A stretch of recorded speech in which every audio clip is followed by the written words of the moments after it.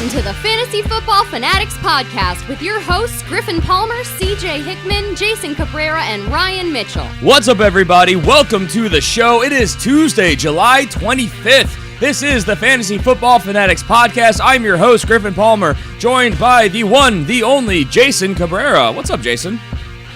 Not a whole lot, man. Getting closer and closer to football. We're into camp. I like it. I'm loving it. Oh, yeah. Two-man show. In fact, I just shared something on Facebook earlier today that it was a live countdown. And as of recording this show, it's 49 days, 11 hours, 32 minutes, and 23 seconds until kickoff. So you can do the math if you want to figure out exactly when we're recording this. But, yeah, that's... I'm so excited. And, of course, this means, preseason is very close around the corner. So we'll finally have some stuff to look at. And then we can stop talking about stats and trends and start looking at what's actually going on. So, anyway. Gameplay. Right? What's that about? Game tape. Yes. Now, as always, we have an amazing show for you guys today. Today, we are talking about a much-requested topic, post-hype sleepers. We'll get into all that, what that is, if you don't know, very soon down the line. We're also, of course, going to bring you all the top headlines from around the league. Actually, quite a bit to get to today, so we're going to try and power through. Please make sure you guys subscribe to the show. As always, a bit of bookkeeping. Subscribe on iTunes and Stitcher and Podcast Addict and YouTube and the works. We always name the same four, but that's probably the four main platforms. So, hey, you subscribe. Greatly appreciate it. Then we come to you, which makes your life a lot easier as well. You can subscribe to the show on Twitter at the FF Fanatics. Easiest way to keep up with us in between recordings as well as we report breaking news. You can join the community on Facebook at facebook.com/thefantasyfootballfanatics. We post all the shows over there and articles from the website as well. Fun links, things like that, like the countdown for the football season. Fun stuff. And, of course, most importantly, if you want to support the show, help us keep these bright, really, really hot lights on, all you have to do is head over to patreon.com/thefantasyfootballfanatics, where you can sign up, support the show, and get yourself bonus perks along the way, including bonus episodes every single week. And as we always mention, the much more advanced and the much more in-depth topics. A lot of the stuff we've been talking about recently with auction drafts and alternate styles of drafting, things like that. That's the kind of stuff, especially with individual defensive players, we talk about all the time over on Patreon. So if that interests you, head over to patreon.com/thefantasyfootballfanatics. And of course, the Listener League iTunes Review Challenge is still going on, will be for about another 2 to 3 weeks. If you want to play against us in fantasy football in the 2017 season, as Jason always says, bring it. All you have to do, it could not be easier. Head over to iTunes, subscribe to the show. Well, actually, I don't even know if you have to subscribe, but just head over to iTunes, give us a rating, give us a review. That's it. And then you are automatically submitted to have a chance to play against us in fantasy football this season. We will be randomly drawing the winners, and then we will discuss, the format that everyone wants to do. But again, iTunes, rating and review. That's all you have to do. At the end of your review, simply leave us an email address or a Twitter handle so we can reach out to you if you win. Could not be easier, and I'm really excited. I can't wait for football, especially fantasy football. That's what we do.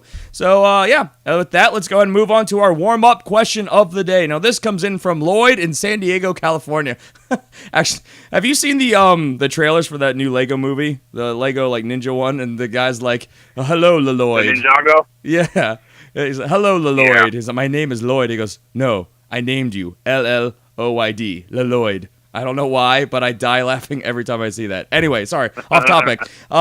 He asks, what offense do you like best for fantasy this season? Kind of a broad question. I'm assuming he means, can be plugged and played and we can draw talent in from all across the board. I'll throw this to you, Jason. What teams are standing out to you the most for fantasy production across the board?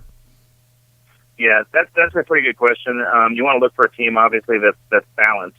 And that's got some really nice passing options and a run option that you can choose from. I tend to look, given all the number of weapons that's been added, I like teams like New York. You've got a ton of passing options. Their run game is a little suspect, but I think Paul Perkins is going to play very well this year. Another team kind of on that same vein would be Tampa Bay. The Buccaneers added a ton of weapons, and when Doug Martin is healthy and back, he's awesome. So I think they're going to be really good. And then my Cardinals. Always a good idea to look at a David Johnson, obviously. And then you've got some great receiving options there in John Brown and Larry Fitzgerald and a couple other guys that are coming through. So I like those three teams. So what was the second one again? I'm sorry, I was zoned out. I was looking up something. I'm so glad you're paying attention. I'm sorry. I'm trying to get. What happens when CJ's not here to keep you on your toes? You know that? I'm trying to get stats ready for what we're going to be talking about soon. Sorry, so sue me. Okay. Second team was Tampa Bay. I like Tampa Bay a lot. They've got. I mean, that Jameis Winston is going to be very good this year. He's got a fantastic arm. We've seen him use it.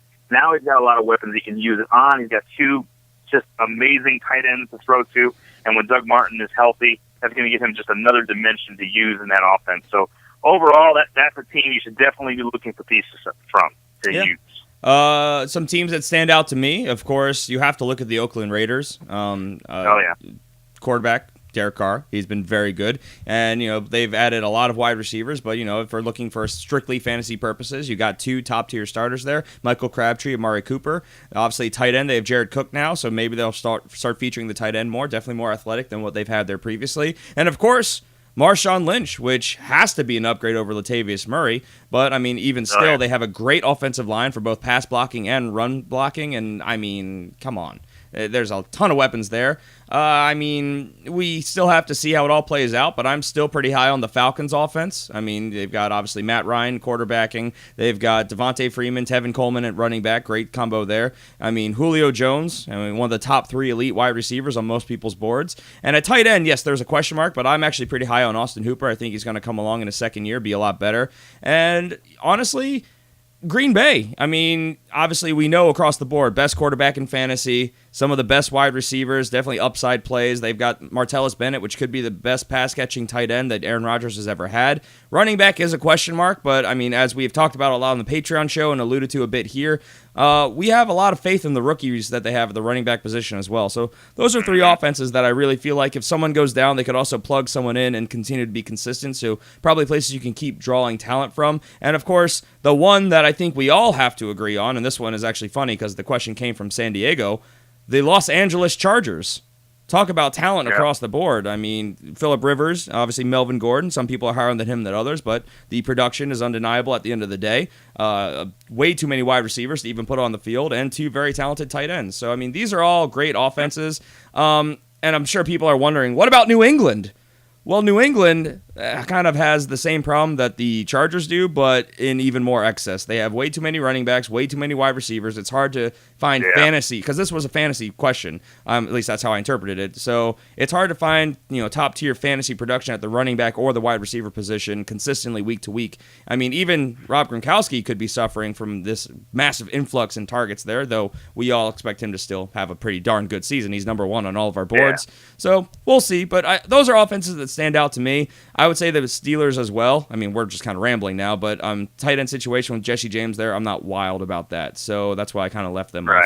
They're like an honorable mention. So, all right, that's kind of a fun question to talk about. A little off topic, but it's a good time. So let's move on to our top headlines from around the league, and we'll start with a league-wide headline that John Elway has agreed to a new 5-year contract, keeping him as the GM in Denver through the 2021 season. I would say well-deserved. I mean, they've got a Super Bowl now under him and 2 appearances. What are your thoughts? Yeah, no, I think that he's done a fine job for them. The only obvious blemish on the record right now is just their quarterback situation. They need to get that sussed out, figure out who's going to be the guy, and if Paxton Lynch is ready to go.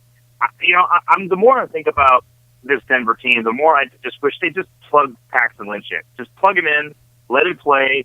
Let Simeon be the backup. That's where he's going to end up being anyway. And let this kid play. Give him the opportunity to push that team, who right now has a fantastic defense and some really, really nice pass catchers. Give him the opportunity to work and see what he can do. He's sat back now. He's seen that offense. I think it's time to put him in there and see what he can do. I mean, it was a much smaller sample size with Paxton Lynch, but they still had. Oh, okay. Trevor Siemian, 59.5% completion, which is obviously not outstanding, but Paxton Lynch was 59%, so 0.5% off Trevor Siemian in his rookie year, though in a much smaller sample size, as I mentioned. Touchdowns and interceptions were a very similar rate. He's actually better on interceptions than Trevor Siemian was. Paxton Lynch we're talking about. So, I mean, who knows? Quarterback ratings were pretty close, so, I mean, yeah, maybe he does take that second year jump. We'll see. I agree with you maybe. that they moved up to get this guy. And I think that they are going to probably work him in more this year. The training camp will be very interesting to see how it plays out. This is one of those situations that I think a lot of people are sleeping on, and I'm not saying it's going to be outstanding for fantasy production, but just as a real-life NFL story to watch and see how it unfolds, it's going to be very intriguing to me. So Well, absolutely. Absolutely. And we've talked about Demaryius Thomas and Emmanuel Sanders. They've kind of disappeared into kind of a limbo right now. I mean, they're still productive receivers in fantasy, given the fact they haven't had much quarterback play. You get Lynch in there and he starts playing well. These guys might take a step back to where they needed to be, which is Demaryius Thomas being a possible top 10 guy. Yeah.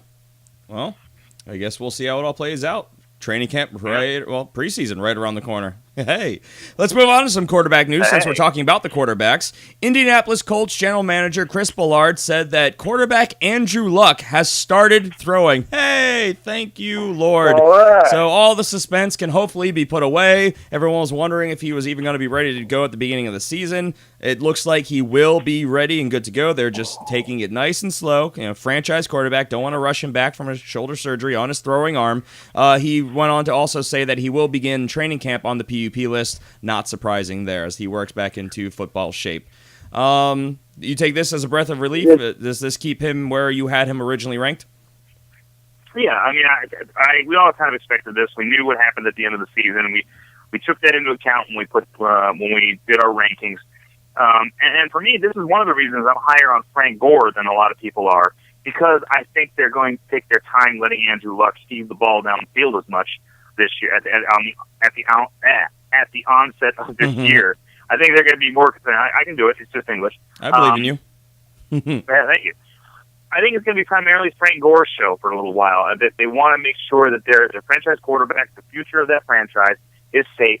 They're going to want to hand the ball off more, be a much, much more balanced team, and then let Andrew Luck start heaving the ball down the field when he feels comfortable. So I look for Frank Gore to kind of get a little bit more of a heavy workload near the beginning of the year. Yeah. And no, I agree. I think exactly like you said. I think that they're going to ease him in through the preseason, into even maybe the regular season, go more run heavy. Obviously, they brought in offensive line help, some running back help. So, all this can assist as he gets back in, gets the rapport going, especially if he's not throwing a lot during early training camp. So, but as of right now, I haven't moved him in my rankings. I, of course, have him number 3. I am the highest on the show. You have him at number 5. Oh, yeah. The only thing that has him down at number 6 in our consensus is CJ's, who also we're being very nice to again. He's not here to defend himself. We should be taking a lot more shots at him. We are being nice to him.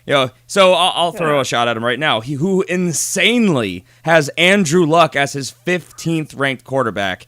I mean, CJ really bringing down the quality of the analysis here on the show. So, step the game up, CJ. Come on. That's rough. You can't have a quarterback the tier of Andrew Luck as a quarterback, too. That's just ridiculous. And I know he says, I don't believe in the offensive line and blah, blah, blah, but come on. What were you going to say? Sorry.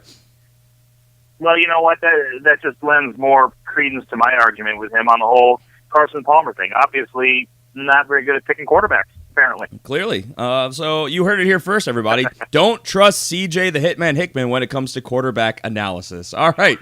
With that, and there it is. Let's move on to a little bit more quarterback news, where RG3, hey, there's a name out of nowhere. There he is. He is scheduled to work out with the Los Angeles Chargers today. Today, of course, being Tuesday's show. So, obviously, a depth move. He's not coming in to be any type of starter with the Chargers. So, I don't know. No. I honestly, I don't expect him to get a contract. I mean, he's not in Los Angeles. I mean, that's not even his wheelhouse. They've got Phillip Rivers is a pocket passer. Why in the world are they looking at RG3 right now? Well, that's the thing that I was going to say. I mean, it doesn't make any sense to me. They've got a very precision-based passing system, pocket passing. Phillip Rivers can roll, but he doesn't do a lot of it. I mean, what RG3 is not going to do anything there. I mean, we've seen it. He can't be that very accurate guy, and when he can't use his legs, he struggles. So I think this is, maybe he will sign as a camp arm, but I don't think he's going to make the 53-man roster. So, I mean, sorry, RG3. I'm just not a believer. I don't think it's a good fit. Probably step off the plane and snap a steamer or something. pretty dark, but I can't argue with the point. So with that, let's move on to some running back news, where the San Jose Mercury News, crazy outlet to be getting information from, but hey, here it is. Jeremy Durkin, he suggests that the Oakland Raiders could hold Marshawn Lynch to under 200 carries this season. So, Jason, what are your thoughts on this? Because, I mean, he is an older back coming off of an injury-plagued, last couple years in the career, coming off a year off, as we mentioned a lot previously. So, I don't know. What are your thoughts here? They've got two talented backs behind him as well that they like, younger guys. I think this is like someone who looks at a cake and goes, I'm only going to have a small piece of that cake. And then they take a bite of that cake, and that cake is the most delicious cake they've ever had. They're not going to have a small piece of that cake. They're going to go back for second and third. Yeah, it's wonderful to say that they may keep Marshawn Lynch under 200 carries, but that's Marshawn Lynch right there. Okay, that's beast mode. When he gets the opportunity to run behind this line, he is going to just eat defenses for lunch. And when he's picking up 5-6 yards a carry, that offense is going to keep handing him the ball. They're not going to limit him to anything. They're just going to keep handing him the ball and feeding the beast and letting him eat. I don't know. I agree. And there is plenty of valid argument to this. Like we said, Jalen Richard and DeAndre Washington are behind him. And Latavius Murray, who, of course, was the lead back last year, only had 195 attempts. But that was Latavius Murray, who we've always said has all the measurables, but he just doesn't seem to have the either talent or ability or know-how to put it all together. Marshawn Lynch is a completely different breed of running back, though he is much older. I get the argument, and I don't have enough evidence to throw this claim out the window, because I can see where he's coming from. But, I mean, me personally, in my rankings, I don't have him, obviously, anything crazy like the top-tier elite running backs getting 270-plus carries up to 300 or more. I mean, here we've heard early reports, coming out of Miami where they're saying Jay Ajayi could get up to like 350 carries this year, which won't happen. I'm sorry, it won't. But probably not. Yeah, look, that's not. I don't have him project anything like that, but I have him over 200. I have him at close to 240 carries, which honestly, like you said, with the offensive line and that system and the opportunity he's going to have, and he's definitely going to be the red zone back. He's going to get a lot of touchdowns. So, I mean, even if he doesn't hit the yards, I think he's going to still be a very, very productive fantasy player for you in the red zone and the short game. So, well, this is a hot hand league. I mean, they're going to go with whoever's getting the production. And I remember several years ago, the Saints kept saying, we're going to run the ball more, we're going to run the ball more, we're going to run the ball more. And yet, Drew Brees still 5,000 yards, 5,000 yards. He's still keeping the ball down the field. Why? Because it's working. They're going to go with what works. I mean, yes. You're right. That's what they're going to do. I mean, we see this all the time. We see these preseasons where they talk about, we're going to try and do this, we're going to work this in, we're going to do this, we're going to do that. And then you play a real NFL game and you realize that what you're doing is not working, and then you have to make adjustments. Whether everybody's got a plan until they get punched in the mouth. Exactly. Old fight proverb there. I mean, you go out there and injuries happen. That's usually a big contributor to why these plans and offenses change throughout the season. But maybe it's a quarterback goes down and you have to dumb down the offense, or in Brock Osweiler's case, just can't get it done, so they dumb down the offense. Who knows? But we'll see. I mean, it's possible he gets under 200 carries, but I see him getting a little bit more. That's just me personally. Yeah. But of course, training camp will be tell all, because all we've seen to this point is very light, no pads, just t-shirts and shorts practices. So we'll see what he looks like when the hitting starts, and that will be much more telling than all of this speculation right now. Let's move on though. NFL.com's Greg Rosenthal mentioned that he has heard that Carlos Hyde could be a surprise training camp cut. Now, this is actually something that we've been saying a lot previously, like when there's smoke, there's fire. And I've been hearing a lot of rumors about this being an actual possibility. What are your thoughts on this, Jason? Well, I think surprise would be a little bit of an understatement. I think shocking would be a closer word for this. Yeah, I've heard all this talk too. They may cut Carlos. They're not going to cut Carlos Hyde. I mean, they may push him down the depth chart, but they're not going to cut the guy. I mean, he's just too talented. He fits their scheme too well. I can't see them cutting him. I can see them pushing him down and making him the third down back, even that for me would be a little surprising at the beginning of the season. Maybe later in the season I could see that happening. But cutting him completely, no. If anything, they're gonna try to trade it. They may try to trade the guy. If they try to trade him, then they could get something for him. But this guy is too talented to just cut off the team. I mean, everything you said I agree with. Look, I mean, he's a former second-round pick. He's been very productive when healthy, even when there was nothing going on that team around him. I don't know. His biggest problem, as we've been saying, has been health concerns. And realistically, I don't understand why they would. Because, I mean, he's on the final year of his rookie contract. His dead cap hit is only about, it's about $250,000. So I get that. They'd save money because his actual cap hit is a little over $1 million. So you'll save, about $750,000. But you're losing a guy who you spent a second-round pick on, who has been very productive for you when healthy. I mean, averaging about 16 attempts a game. He's never gone below 4 yards a carry, even through all the craziness that's gone on in his time, because he's been through multiple. He has yet to play with a regime for consecutive years in his career. So who knows how it plays out? Of course, we've been hearing all the stuff like he seems to be the most lost running back there. Which Williams is it? Joe Williams was handpicked to be the guy there by Kyle Shanahan. He banged the table to draft him, and I get all this, but come on, he's a second round pick that's been good for you, and you have him for cheap still. So I don't see him getting cut. Now I'll say this though. I like the idea of pushing him down the depth chart. I like the idea of using Joe Williams as that first, second down back, and using Carlos Hyde maybe in two back sets, or using him as a change of pace back, because he is very good out of the backfield catching the ball. I think that could be really nice and a nice 1-2 punch for that team, especially given who their head coach is. He's used to that kind of an offense. Very true. I mean, he did have 27 receptions last year, so not the most in the league, but productive, used in the offense at the very least. So, and that's with him missing a couple games. So who knows? We'll see. Again, training camp. Guys, it's so close. We're going to finally start getting answers to these questions and speculations, and I can't wait. Let's move on. Speaking of Latavius Murray, Minnesota Vikings have placed running back Latavius Murray on the PUP list. So, of course, he's still dealing with an ankle. Not surprising. This was an expected move. Anything you want to add, Jason?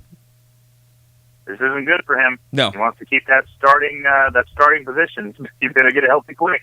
Well, that's the thing. Latavius Murray, we've all anointed him the starter, and this is something I heard, I think it was on NFL.com, one of their podcasts. They were talking about how, actually, if you look at the depth chart, Adrian Peterson's still listed as their top running back. So he hasn't officially been given the starting job. And Dalvin Cook, he's been there. He's been getting into the offense, getting the reps. He's somebody they invested a high round pick into. Latavius Murray, I've heard some rumors in the bushes that he could be a cut before the season even starts. So I mean, they've got depth behind it. Jared McKinnon's still there. I mean, I guess anything's possible. I'm looking up his cap hit. We'll go ahead and talk. I mean, the thing is that we talked about this a lot before the draft, and before a lot of the free agency stuff hit. This is such a strange year because the talent level of the running backs available is ridiculous. I mean, we said if you've got a team that needs a running back, this is your year, because there are so many great running backs available, so many good running backs available for you to pick up. And Latavius Murray, honestly, was one of the lower prospects as far as I'm concerned. I mean, talent-wise and everything else, I see him as a serviceable back. He's right now, to me, I think he'd make a really good backup running back for somebody. I don't see him carrying the load for a team that's used to having Adrian Peterson in the backfield. No. And, this is an offense that we're expecting to take another step forward. They're actually going to have Sam Bradford through the offseason to prepare. The offense will hopefully stay the same. I mean, remember Norv Turner quit halfway through the year last year. And just a lot of different things. The offensive line will be healthy and have another year to get better. And there's no way. I don't know where these rumors are coming from. There's no way Latavius Murray gets cut. I mean, he's owed $2.95 million this year as his cap hit. Yeah. But his dead cap is $3.4 million. So they actually will have to spend more money if they cut him. But a bit of awesome contract work here. They have a potential out in the contract where next year he's due $6.3 million, but they can cut him for only $1.2. So they could easily cut him next year, but yeah, he's going to be on the team for 2017. Whoever is spreading these rumors and reports, I think, is a little on the crazy side. So yeah, they're not going to spend more money to get rid of a guy who could be a very serviceable backup red zone back for them. So all right, erroneous on multiple charges. ESPN's John Keim, he reports that as of right now, Rob Kelly is expected to start over Samaje Perine. Duh. Duh is literally the only thing that comes to mind when I hear this report. No duh. I mean, we've talked about this extensively. We all think Samaje Perine, they have more invested in draft pick wise. They like him a lot. He's very talented. We think he has everything to be better than Rob Kelly, but guess what? Going into camp, you're not going to put a rookie over an established guy who was pretty decent for you last year. He's going to have to earn that job. So this is just I heard a report for this kind of stuff where people are throwing around the term, this is fake news, and I actually got a good laugh out of that. So fake news. I know. I don't think that this. I think this really was just kind of appeasing people's minds about Rob Kelly and reminding them, hey, come on, he's the starter. Calm down. Yeah, they got themselves a rookie. And the thing is, it's like you said, they have so little invested in Rob Kelly. But the bottom line is he ran very, very well for them last year. He did a great job when he became the starter. And I'm actually a Rob Kelly fan. I hope that he's able to hold on to his position as the starter. I really like the way this guy runs. He runs like every down is the most important down of the game. You know, I like seeing that kind of running. And Samaje Perine is a great backup to have, and will eventually. There's no doubt in my mind, as good as Rob Kelly is, that Samaje Perine will be the starter at some point. You know, maybe not this year, maybe next year, but I want to see Rob Kelly do really well this year. I agree, and a lot of it I think comes from just the explosive upside. He averaged 4.2 yards per carry, which is pretty good. I mean, you could be a lot worse than that, but he was only averaging about 47 yards a game. So that's kind of a downer in the grand scheme of things. 6 touchdowns, so I know, good in the red zone, but yeah, we all agree that eventually it'll be Samaje Perine, but there's no way that here, this report I think came out yesterday, so that would have been July 24th, that they're going to say Samaje Perine is the starter over the guy who we had last year, who we know knows the offense, has the rapport with the quarterback and the offensive line, and has earned that position. So, I mean, this is just dumb news. Right. So let's move on. Yeah. CSN Phillies' Reuben Frank reports that, or he says that he expects that Wendell Smallwood will have, quote, a pretty significant role, end quote, with the Eagles this offseason, or this season. Oh, man, I can't talk. So, again, this is kind of like, well, yeah, duh. They've got... I mean, they like say Wendell Smallwood will be a member of the Philadelphia Eagles this year. Boom. Thank you, Reuben. We appreciate the help. Thank you. We appreciate it because, I mean, honestly, what else were they going to do? I mean, Ryan Matthews is still on the team, but even to this point, all news is pointing to the fact that they're going to cut him as soon as he can pass a physical, so they don't have to pay him extra compensation. They brought in LeGarrette Blount, who, look, he is proven to be great in New England, and so wherever else he's been. And, he's amazing red zone back, possibly the best red zone back in the league. Definitely last year he was. But they're not going to use him heavily. And Darren Sproles is much more of a pass-catching back. They're going to need a guy to be the move the chains between the 20s type of guy. And, I think this is going to be a very serious committee between those three guys. So I'm not surprised to hear this news. Wendell Smallwood can do a little bit of it all. I think he'll be good rushing and catching. So, I mean, this is not surprising, I guess is what I'm trying to say. I expected this. Right. You? Yeah. No, again, it was kind of news. It's like, this isn't news. What is this? Yeah. I fully expect him to be a member of the team. He's going to do fine for them. I don't understand why this is news. Yeah, this was considered a very important headline, so we're talking about it. This is another time to take a shot. One of the very few times I wish that CJ the Hitman Hickman was here. He is an Eagles fan. He might be able to talk more about this and shed some light. But I think he would ultimately agree that this is kind of like, well, duh. So with that, let's move on to some wide receiver news, where the Los Angeles Rams... Wait, Rams? Nope, that's the wrong letter. Los Angeles Chargers rookie wide receiver Mike Williams... Oh, this is like a ping pong game. Is now reportedly not expected to need season-ending surgery. So, of course, he had a spinal contusion.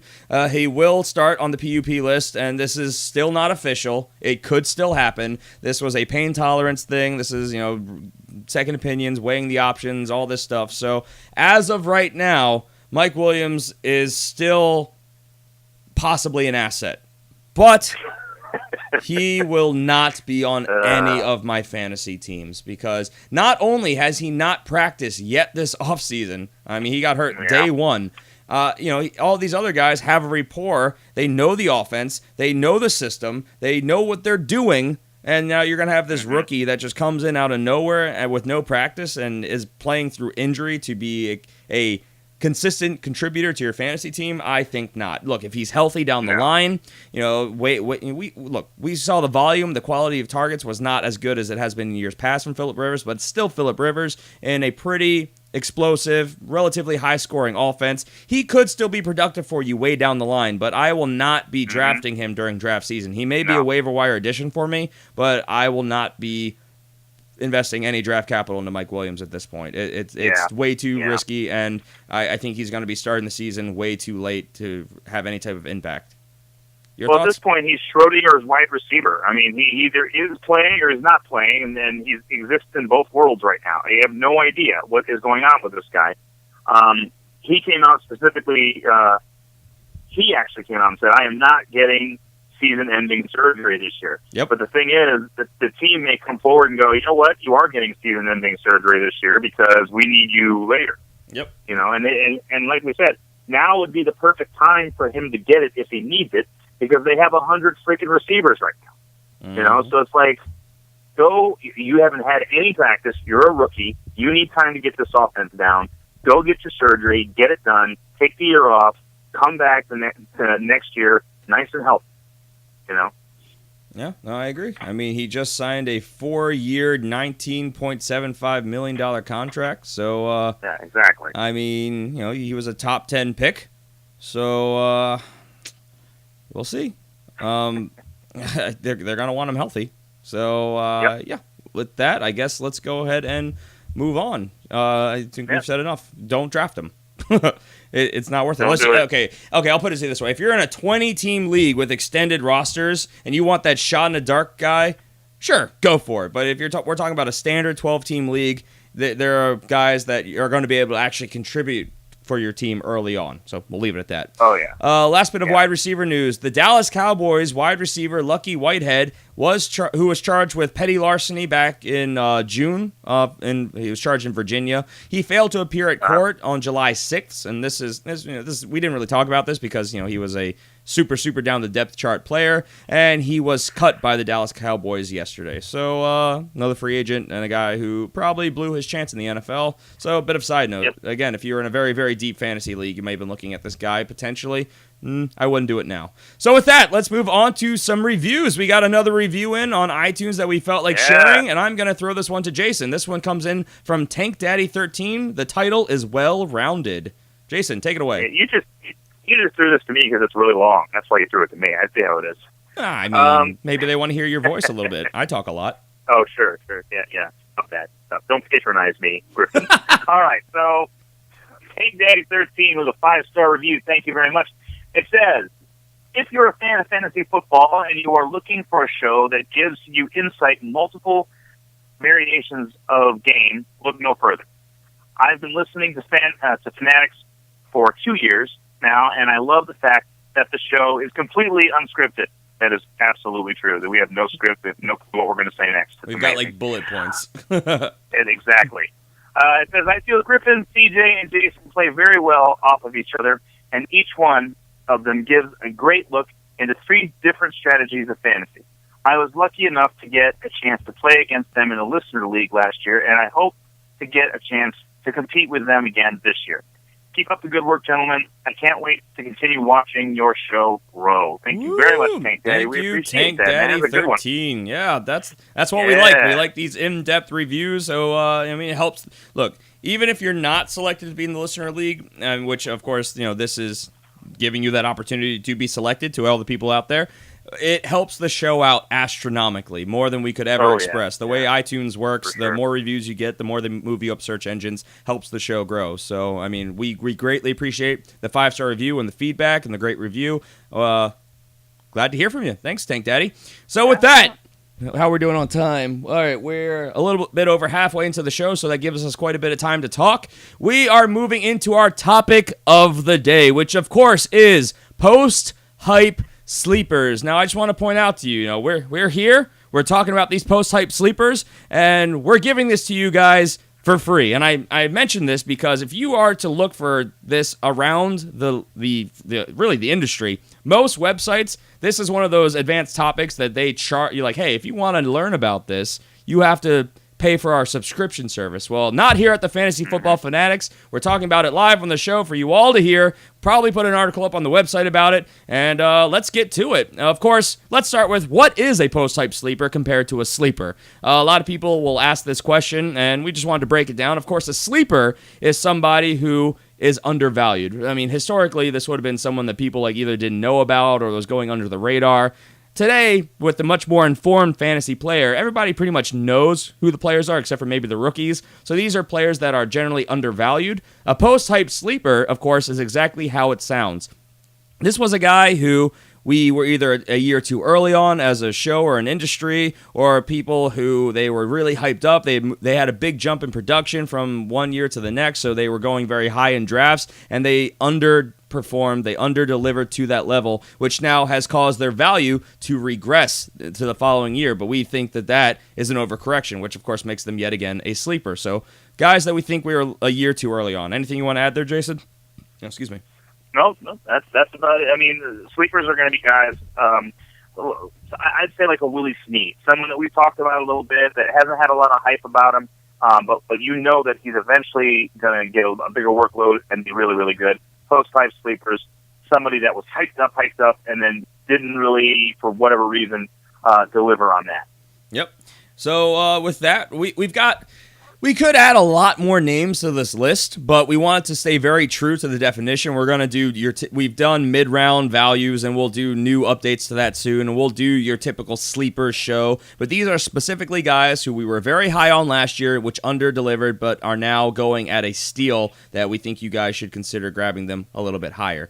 So for starters, and some of these gaps are not as wide as others, we're going to start with Todd Gurley. Now, Todd Gurley, of course, has to be a post-type sleeper because he was going last year as the number one running back off the board and averaging, and this was actually surprising to me to hear because we always talked about last year as a show that there was the big three wide receivers and then people started going running back. Sometimes you'd see that first running back come in around the third pick, but Todd Gurley was going as the second pick in the first round. So, obviously, let's talk about what happened last year. Jason, I can think of no one better to talk about Todd Gurley than you, so I'm going to throw this to you. What happened to Todd Gurley last year? I'm St. Louis, and people think, it doesn't matter. Well, you know what? It does matter. Remember, we always talk about home games versus away games, and you look at what happened with the home games. It wasn't really home games for them anymore. They had moved out of their home and moved to a new home, which was basically almost like playing an away game every single week. So that's an issue. Another issue, they had a young rookie quarterback they were trying to have him start from the very beginning of the season, pretty much. That didn't help much. And then, of course, that offensive line was just a joke.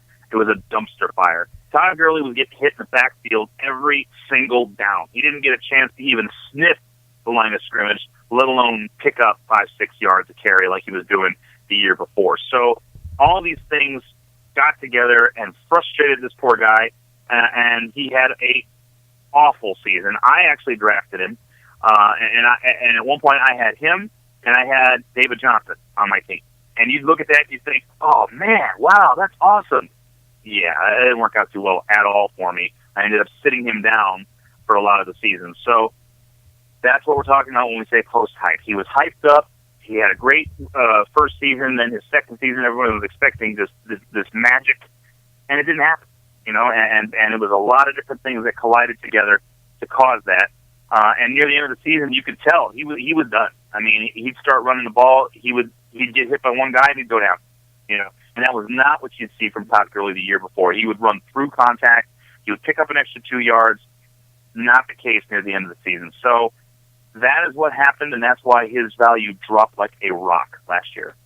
Yeah, I mean, everyone had crazy high hopes, and maybe some of that was a little bit ahead of itself, I'm not going to say misplaced, but people overlooked a couple key details. We talked in the past a lot about how he had a couple really big breakout games that really made up his averages for that season. But, I mean, the tape was there. We know the talent of Todd Gurley, but yeah, I mean, Jeff Fisher, really bad. That offensive line, arguably even worse. Their quarterback situation, a joke. So they were just stacking the line. As we've mentioned extensively, Todd Gurley, he was hit the quickest out of any running back in the league last year, often hit in the backfield for negative yardage. So, I mean, it was just a terrible situation. All this news has come out about how much he really likes this new offense, and we all think Sean McVay is going to really help turn this offense around. They brought in more weapons to hopefully try and make them respect the pass a little bit more without having any really big household names there, besides maybe Tavon Austin, who...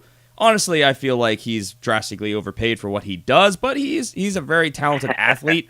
So, we all think Todd Gurley is a guy who is definitely a bounce back candidate, so he qualifies there, but he also clearly qualifies as a post-hype sleeper because of his horrifically bad year last year. He is moving down a lot of drafts. I mean, recently there's been a resurgence. He's been moving back up. He's back up into the second round now, so sleeper may not be the most accurate thing to call him, but this is a guy who could easily be... If this was a perfect situation, he's one of those top-tier talents that he could be a top 5 running back, and this is a guy you can get in the mid to late second round right now. So more than anything, I really want to convey, don't be scared of Todd Gurley. I mean, maybe his ceiling is capped, but with the workload and the talent there, his floor should be pretty good. They also brought an offensive lineman there, so the whole situation is drastically improved from 2016. So Todd Gurley is a guy that you guys can really, we think, safely take a shot at. If he's your second running back, even better, because that way it's minimal risk if you're going running back, because you'll be able to get him late in the second. So if you had an early first-round pick, maybe you go wide receiver, or you go running back, grab him again, start grabbing wide receivers in the third. I don't hate either of those strategies, honestly, because this is a guy who could really deliver for you. Anything you want to add there, Jason? Yeah, I mean, I've raised him up my rankings a little bit. I do trust that coach much better, and the fact that they have upgraded their line. This is another year of them playing in that stadium. And, by the way, Todd Gurley's third year. And we've talked about third years ad nauseum. And yes. I think that we've pretty much covered that. You know what we're going to say. So, magical third year, better offensive line, better team. I'm starting to forgive him for last year and push him up my rankings just a bit. Still a wide receiver. He's still a running back 2 for me. But wow. he does, hey, you know what? I mean, it's fair. I watched him. Yeah. I watched him give up last year. You were one of the guys who was burned by him last year, so this is what we're talking about. I was burned by him. People are going to drop him down when they've been burned by him. Go ahead. Absolutely. And like I said, I watched the guy give up last year, and that makes you, in your mind, automatically push him down your rankings when you watch that kind of thing. So hopefully this year it's a better situation. He gets his mind right, and he starts running that ball like he did in his rookie year. We talk a lot about what we think is going to happen because, the mock drafts and where we get these average draft positions from are generally from hardcore fantasy players. These, obviously, therefore, are rankings that will not directly reflect when you go to draft. Guys like Todd Gurley, based on what happened last year, you could very easily see him slip into the third round as well. So, I mean, this is one of those guys who could definitely drop and then definitely qualifies as a sleeper. So, out of curiosity, Jason, just because I haven't seen your updated rankings, you had him at 15, which I contest is too low. Because I have him at 9. CJ has him at 8. Where do you have him now? At the moment, he is at 13. Okay, so a little bit of a jump. Not much, but you moved up a little. All right, cool. I like it. All right, with that, let's go ahead and move on to another guy who really...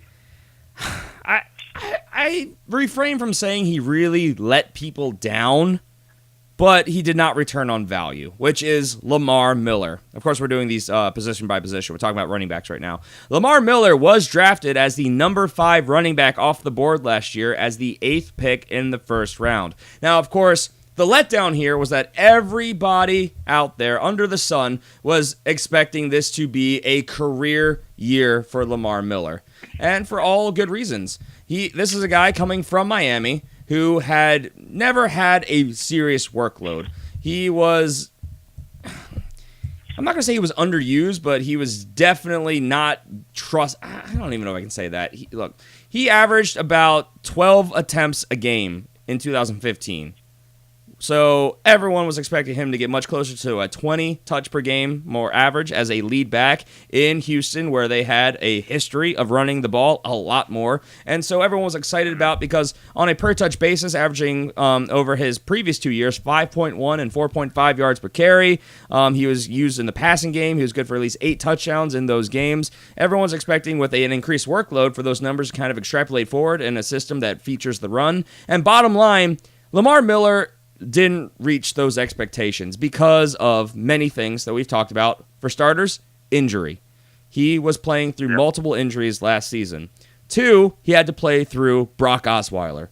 There was not a worse quarterback statistically in almost every single trend in the league last year than Brock Osweiler. So clearly, he was facing 7-man fronts on every single play. So anytime he lined up, he had to deal with that before he had a chance to run. So he was hit very often, just like Todd Gurley was, and because they didn't respect the pass at all. They just did man coverage. They didn't think that Brock Osweiler had the accuracy or the ability to get the ball out, and they weren't scared of what he could do.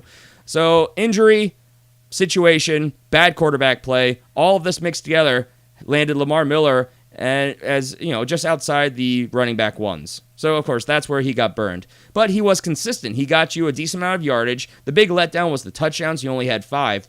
So he never had a week-winning performance. He never had really that big game. But he missed the last 2 games with injury. He still topped 1,000 yards. And the thing people are forgetting also, that even with this situation, he still would have finished on his average as a running back 1 if he had played those last 2 games. He was a running back 1 before he sat out those last 2 weeks. So Lamar Miller, I think now, this year, healthy.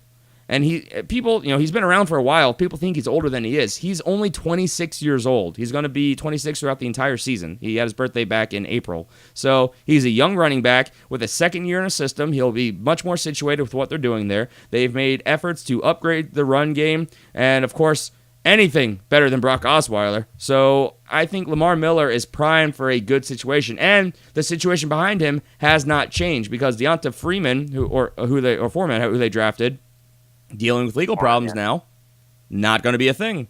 So his situation behind him is the same as last year. I personally am very high on Lamar Miller. I'm not going to invest a first-round pick in him again, and a lot of that's because I don't have to. He's a guy who I think is going to be able to return on value as a mid to late running back 1, and he's a guy that you're going to be able to get considerably later in your drafts. I've been rambling a little bit. What are your thoughts here, Jason? Well, you're much higher on Lamar Miller than I am. I'm not a big fan of Lamar Miller. Part of the reason is I don't like the size that he is playing in the role that he's playing, especially in this kind of an offense. It just doesn't fit. I think that's one of the problems that he had last year. It wasn't just Brock Osweiler. I think it was the way they play the game, they really need that power tailback that can smash through the line, and that's not Lamar Miller at all. He is talented. He's very talented, and given the opportunity, I think that he could be very good. But Deonta Foreman, in my mind, is actually more the vein that they need. They need that big guy that can go through the line. Now, he screwed that up, and obviously that's going to push Lamar Miller up the rankings, because you're less concerned about Foreman coming in and taking carries from him, and it's actually kind of thin once you get behind Lamar Miller back there. So he's going to get the opportunity. He's going to get the touches. Hopefully they give him some protection, get him the opportunity to actually, get into the second level of the defense, which he did not get a lot of those kinds of opportunities last year. My only concern is they really have not upgraded themselves at quarterback yet, because they got themselves a rookie who's not ready to start, and Tom Savage. So what's going to happen with that? that's what worries me, and that's why he is a little bit of a question mark and down my rankings much further than you or CJ's. Is this going to be a thing that may adjust for you as we see preseason, or is this kind of locked in for you? Oh, nothing's ever locked in for me. I mean, I'll raise somebody if I see that they're playing fantastic, if I see that the team has changed their strategy and is using him in a better vein. Sure, yeah, I could definitely raise Lamar Miller up my rankings. Like I said, he's a talented back. I just don't like the system that he's in right now. It doesn't play to his strength. See, I would disagree because, honestly, as far as measurables go, he's very similar to Arian Foster. The only thing, Arian Foster had 3 inches on him. Other than that, they're very similar builds, weights, explosives, pass-catching backs. I think Lamar Miller is a great fit for what they're doing there. And one thing I want to point out, yes, the build of... Brock Osweiler was terrible. Tom Savage, in a very limited role there, he still averaged a higher completion percentage, more completions per game. He had a higher quarterback rating than Brock Osweiler had. So, I mean, even if they don't take a massive step forward, it's still a much better situation. Plus, Tom Savage showed that he's not afraid to air it out, which was great for DeAndre Hopkins, therefore stretching the field, therefore helping the run game, a.k.a. Lamar Miller. So, I mean, I am very much in the camp that I see where you're coming from, and I understand what you're saying, but I think that the situation is better in his second year there than it was last year, and the talent of Lamar Miller, I think, will show through. And, getting a young back, getting a second year in the system, I can't go wrong. I feel like I might have him a little bit high in my rankings personally. I'm going to make some adjustments and some tweaks, but he's just outside of my top half. He is literally my running back 6 right now. So I'm going to tweak that. I'm going to probably drop him down a little bit. Now, I'll make a counterpoint here that go for it. When Arian Foster was there, first off, it was a little bit different of an offense than it is now. They had an actual quarterback that they could kind of trust. He still wasn't fantastic, but he was a heck of a lot better than Osweiler and Savage are. And also, remember Lamar Miller, Arian Foster kept getting hurt.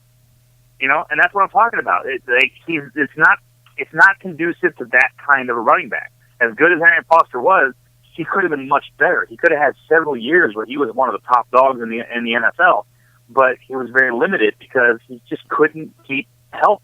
And that's what concerns me about this. Lamar Miller is healthier than Arian Foster was, but I think he's limited in what he can do with this offense just because of the style of play they have. I mean, it didn't help that Arian Foster was literally made out of glass. So, that doesn't help at all. But I mean, in his last year there, when he had a big season, obviously 2015, that was right. I'm not going to pull from that year. So going back to 2014, his last big year, where he had 1,200 yards, 8 touchdowns rather. His starting quarterback. Right. Do you remember who that was that year? Do I remember who it was? Yes. Wasn't it Hoyer? No, Ryan Fitzpatrick was their starting quarterback that year. So, I mean, I'm not saying that they've ever had a really, because it was Matt Schaub before that, which Matt Schaub did have a 5,000-yard passing year, just putting that out there. But, I mean, that's besides the point, different system.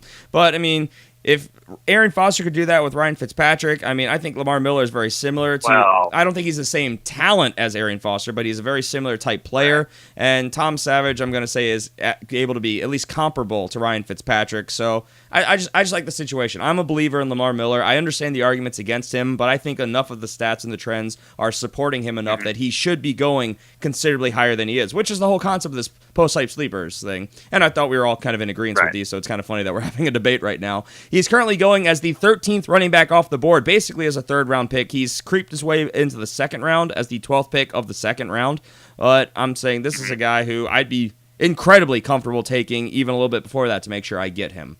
So we spent way too much time on Lamar Miller, so let's move on to the next guy, which is Eddie Lacy. Now, Eddie Lacy, we know that he's burned fantasy players the last couple years. 2016, he got injured. That you can't fault players for injury. It happens. 2015, that was just a debacle of a season from start to finish. So, yeah, we get all that. But regardless, 2016, he was drafted as the number 7 running back off the board as the 3rd pick in the second round. But as we've covered extensively, His biggest problem was only that he didn't get touchdowns. And that's because the Green Bay Packers throw the ball more than any other team in the league in the red zone. Aaron Rodgers thrives at throwing in the red zone. That's what he does. He is Mr. Consistent, Mr. Accurate. If Eddie Lacy got just a couple touchdowns, he would have been seen in a completely different light because even with that going on and everything going on around him, he still averaged over 5 yards a carry, 5.1 yards per carry last year before he got hurt. That's incredible production. So, Jason, what are your thoughts? Obviously, we both like Eddie Lacy in Seattle, I believe, correct? We do, yeah. I like Eddie Lacy in Seattle. When Marshawn Lynch left, I remember thinking to myself, man, they're going to need an Eddie Lacy type of a runner to take his place. And lo and behold, that's exactly what they did. And it makes complete sense because that's the kind of runner they like. They like that strong, hard-nosed runner who can hit the line and keep moving. As you mentioned, consistently runs over 5 yards a carry. That's excellent. I really like Eddie Lacy in Seattle, especially if he gets his weight down and can stay healthy. Then I think he's going to be very, very good. Yeah, I mean, so just to go back and look at this, Eddie Lacy in 5 games had 71 attempts, so not a huge workload, but I mean, he still had 360 yards, averaging 5.1 yards per carry, and this was behind a great pass-blocking offensive line, not a great run-blocking offensive line, so he made that production on his own.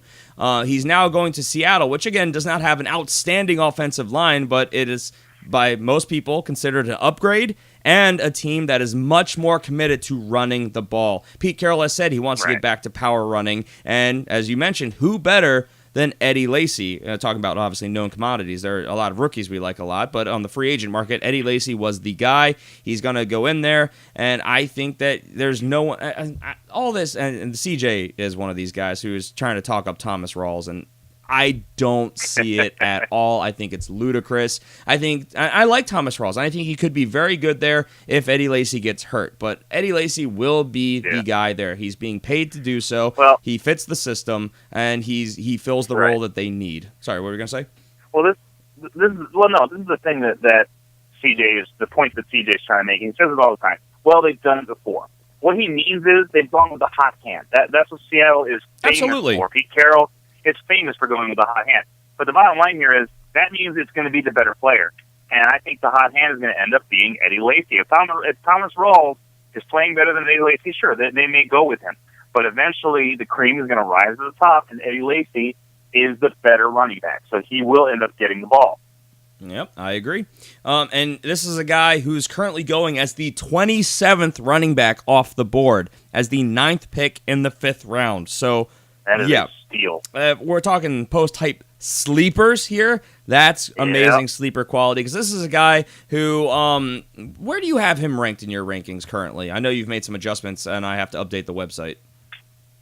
Yeah, let me look here. Eddie Lacy is currently my 10th running back off the board. 10th? All right, he's currently my 14th, and that's me being kind of conservative right now. So we both have him right around a high-end running back 2, low-end running back 1, and late 5th round.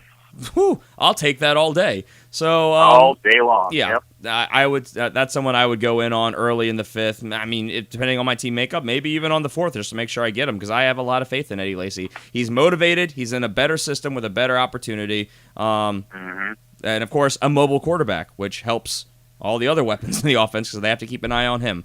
Let's move on because we're basically out of time already. And running backs are the ones you have to really explain the situation on, so that makes sense that we spent more time there. Let's move on to some wide receivers and cover these guys a little bit quicker. First, we have Allen Robinson. Now, Allen Robinson, of course, he had an amazing, and I called this was my guy. I was beating the drum for this guy all 2015. He had an amazing season. Therefore, 2016 draft season, he was going as the number 6 wide receiver off the board as the 12th pick in the 1st round. And if you guys were listening to us last year, me being the big pro Allen Robinson guy, I was also the one saying, pump the brakes, guys. He had an amazing year. But if stats are to return to the mean, to the averages, to what I can expect from that offense and opportunity, and defense is now having a year of tape on him, he's going to regress. And he did. Problem is, he regressed a little bit further than even I expected, and a lot of this has to do with his quarterback and honestly, the head coach and the system and everything they were doing there. It all kind of got unraveled, and it did not work out for Allen Robinson. I know I personally am a big believer that his true value is somewhere in the middle of that breakout 2015 and that debacle of 2016, and I think a lot of that's going to be aided by the addition of a Leonard Fournette. They now have to respect the run, something they never had to do before. Julius Thomas is gone. That was a red zone threat. And, of course, healthy Blake Bortles. Whether he's the guy there of the future or not, him being healthy has to be better than last year where he was dealing with multiple injuries on his throwing arm. So, Jason, what are your thoughts here really quick? You got to keep your eye on Blake Bortles in the preseason, see how that throwing motion looks, and see if he's on target, if he's airing it out more than he did last year, and see if Allen Robinson is actually getting more targets than he did last year. But overall, I completely agree. I think his draft stock is going to rise a bit, so keep an eye on that. Really? Where do you think he'll end up come draft season? You know, he's being drafted right now in the 4th. I think eventually he is probably going to rise up into the top of the 3rd. Top of the 3rd? I was thinking he was going to creep into the back of the 3rd. I didn't think he was going to get up that high. I think he'll get up that high because I think Blake Bortles is healthy, and I think it's going to show in preseason. And by the time we're ready to start drafting, I think people are going to be caught on to that. I'm looking at players who are going in the top of the 3rd, so that would put him around. Honestly, I would take him ahead of most of these guys. DeAndre Hopkins, Brandon Cooks, Terrell Pryor. Terrell Pryor is going to actually have a much better year this year. But I would take him over I'm probably excited all about of Terrell them. Pryor. Yeah. I'll have to look at I don't have my stats in front of me with my breakdowns, but I believe I would take Allen Robinson over all of those guys. And he'd be right in line with Amari Cooper and Doug Baldwin there, which I honestly, for fantasy, I like that grouping. I like that tier. I think that's actually how I have them tiered in my rankings right now. And we'll talk about tiering a lot more in future episodes. Something we haven't gotten into a ton. We talk about that a lot more on Patreon. This is what I believe. You don't draft based on just numbers, but tiers. But we'll get there. Right. Two guys. Crap, we have so much to get to in so little time. Brandon Marshall. Brandon Marshall, of course, was the number 9 wide receiver off the board last year, coming off the board as the 6th pick in the 2nd round. Now, we've all known Brandon Marshall has been that elite guy. He has been a top-tier wide receiver basically his entire career, and coming off of 2015 where he had an amazing year, we all expected him to go back up to having a very high draft stock, which he did, going in the middle of the 2nd round. Now, this was a hype pick because everyone thought that he was going to continue his progression. They were much lower on him going into 2015 because he moved to the Jets, where we didn't expect much, and he had a great year. We didn't expect Ryan Fitzpatrick to have a great year, but hey, they had a good combination. Last year, after he was picked as the 9th wide receiver, debacle of a season. The targets were so far away from him half the time, it was ridiculous. And of course, people like to point out, well, he had a number of drops too. And yeah, that's true, but look at the number of passes that weren't even catchable to him.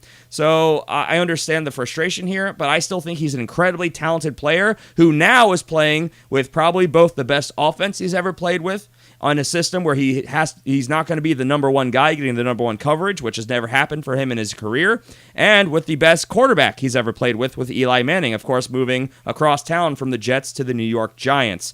A guy who you can get in the back of the 5th round right now is the 25th wide receiver off the board. We're talking a number 3 wide receiver for a guy who could easily finish as a wide receiver 2 with upside. What are your thoughts here, Jason? Yeah, I agree with you. I mean, he's going to an offense that is just loaded with weapons. I mean, just bristling is the word that comes to mind when you look at this Giants offense. We talked about that in the warm-up question. And, of course, a lot of people give Eli Manning a lot of crap, but the bottom line is the guy is accurate. He can throw the ball. He's got 2 Super Bowl rings. This is the best quarterback situation that he's ever had in his entire career. And like you said, he's going to be going up against number 2 corners. He's going to eat these guys as lunch. It's going to be amazing to watch. So, yeah, I think 5th round for Brandon Marshall is probably a pretty good steal for you. Man, I'm just further looking at our consensus rankings, and Man, I wish CJ was here to defend himself. We both have Brandon Marshall as a wide receiver too, and people are, and just to your point, people are always saying, "Oh, well, there's so many targets in New York. How is he going to get enough volume to be productive?" And I'm like, well, he's incredibly talented.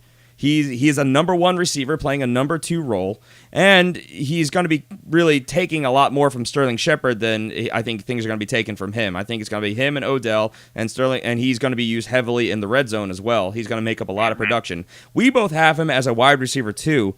CJ doesn't even have him as a flex option. He has him as his wide receiver 42. Come on, CJ. Oh man. Yeah. The disrespect. You know, we've had reviews where they're like, clearly one of the analysts doesn't know as much as the others. I think I'm starting to know which one they're talking about there. Hey, CJ. Not many, but we've heard that feedback before. I think that's kind of funny. All right, with that, let's move on to the last guy, John Brown. This is your guy, Jason, so I'm going to let you take this one away. Actually, this is really our guys. We're both high on him, but yeah, your guy. Take it away. Oh, absolutely. Yeah. So John Brown last year was supposed to, he had a ton of hype on him because it was his third year. He played very well, had a 1,000-yard receiver in his second year. Everybody was expecting a lot of great things, and obviously he underperformed. And that was due to two different health concerns, one being the sickle cell, the other being a cyst that they found in the base of his spine. They got rid of the cyst. They know about the sickle cell. He's dealing with that. He's now in camp, and he has gained weight. He weighs about 185 pounds now, which is a good 12 pounds heavier than he was last year. It's all muscle. He's very excited. They said he looks just as spry, just as fast as he did in his second year. He looks much better than his third year. This is a guy that I think can be a wide receiver one, and I think will be a wide receiver one when Larry Fitzgerald finally hangs it up.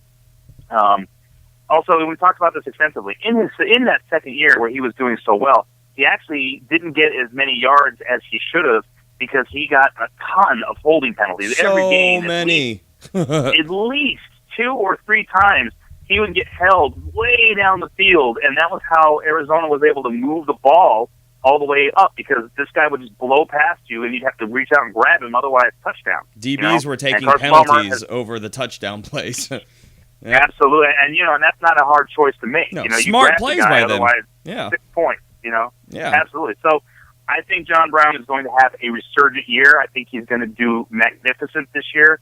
I am very, very high on John. I'm moving him up my rankings almost every week. The more I read about what's going on, the more I'm watching the stuff out of camp.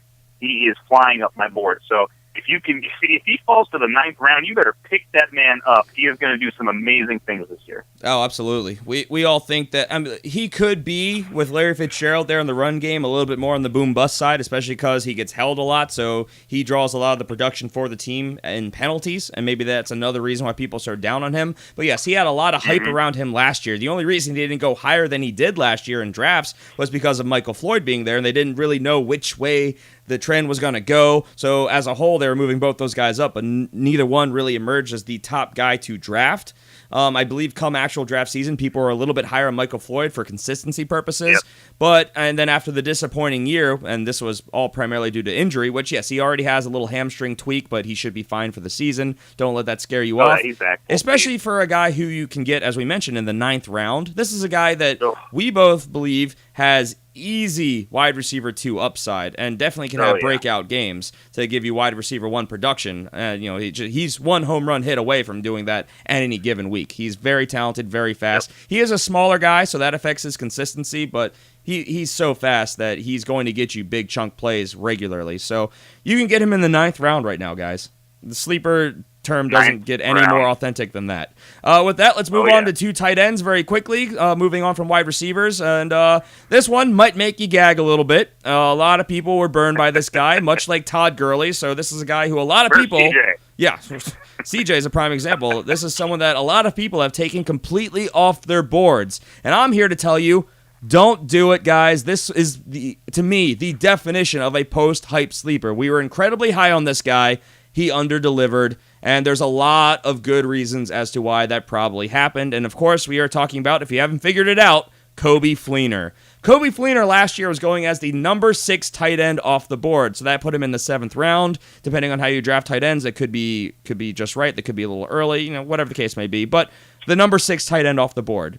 People got really high on him. We know what he had been able to do in a time committee in Indianapolis. He was now going to New Orleans to fill the Jimmy Graham role, which was just recently vacated by Benjamin Watson, who had a career year as the one-year starter there. So everyone was very high on Coby Fleener, and between the offense, the struggles that they had there, the just refusal to use the running game, which was effective, which put the shoulders on the offense on Drew Brees' shoulders more. It had him going to his more reliable, established targets. Coby Fleener was used as a blocker, not super consistent week to week, and so he under-delivered.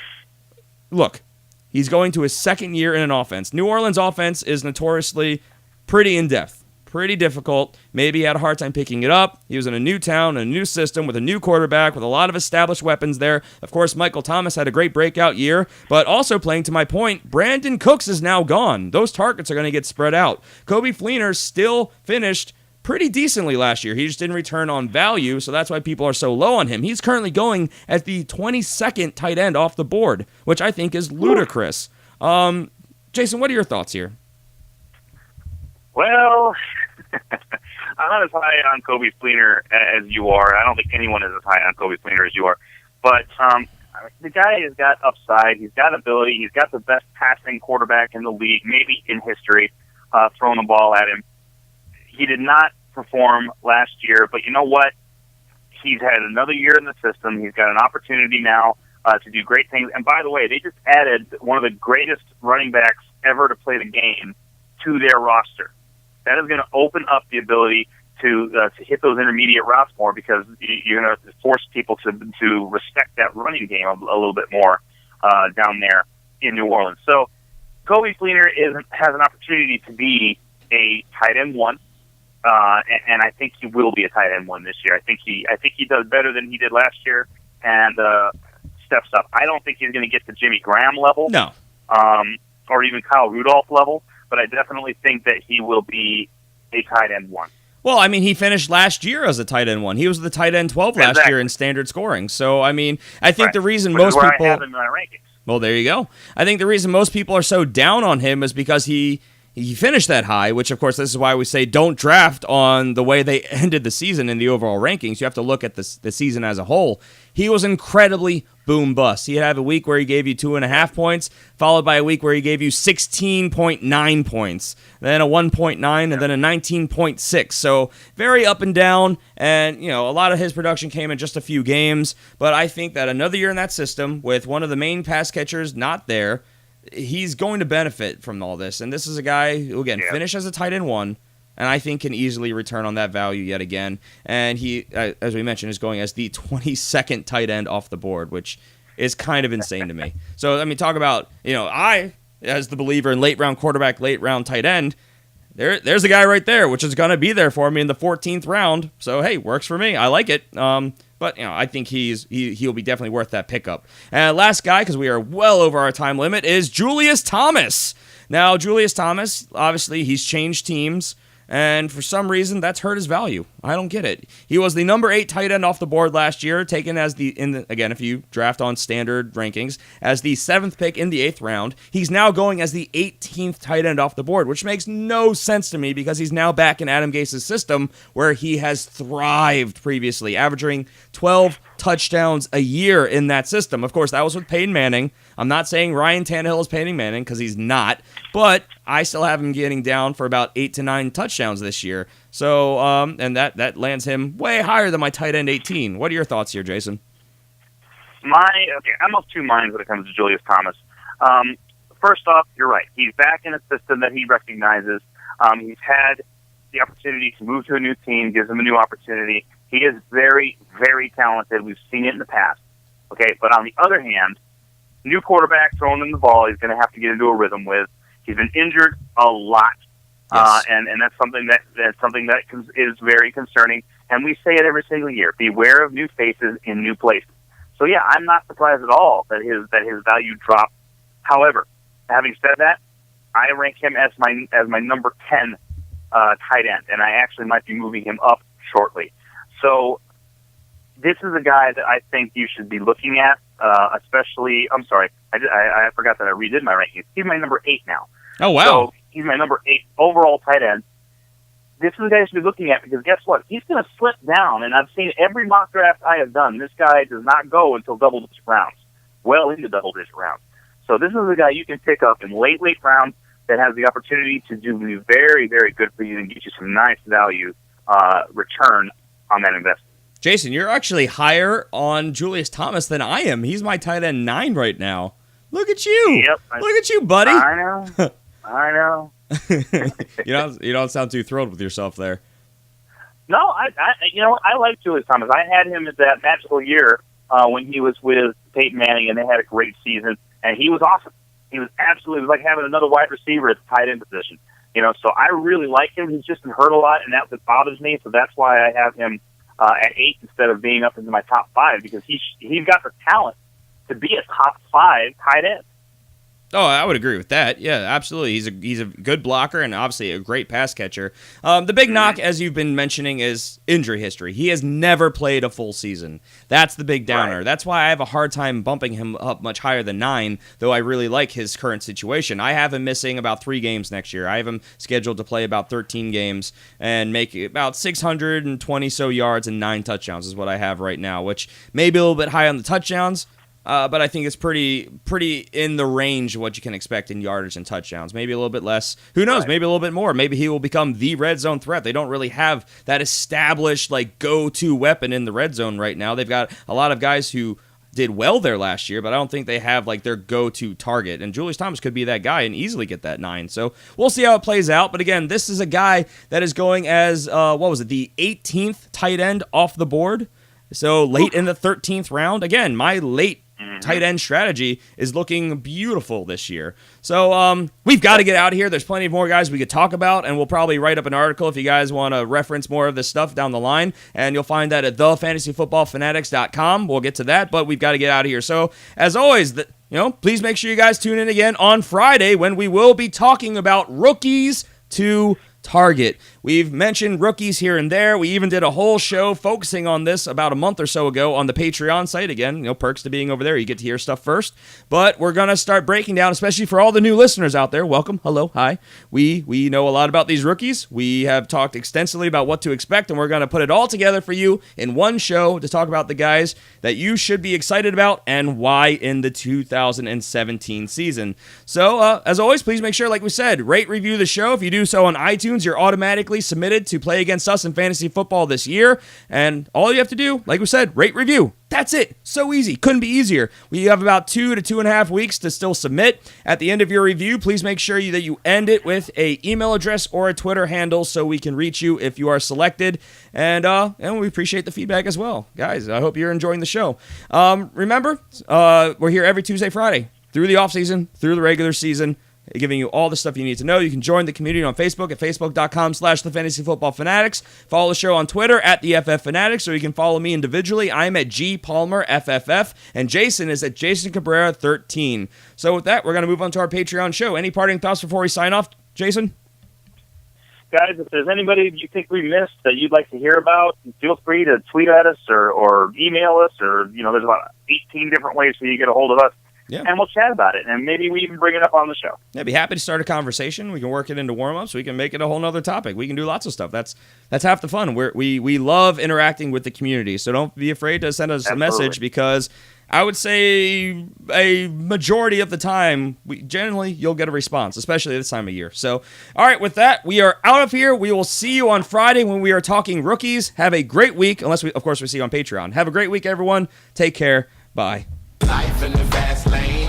What do you think, CJ? Somebody cares what CJ thinks. Shots fired at CJ to end the show. He decided to go watch wrestling. Yeah. He went to the Raw event. That's true. Hope he gets Alexa's autograph.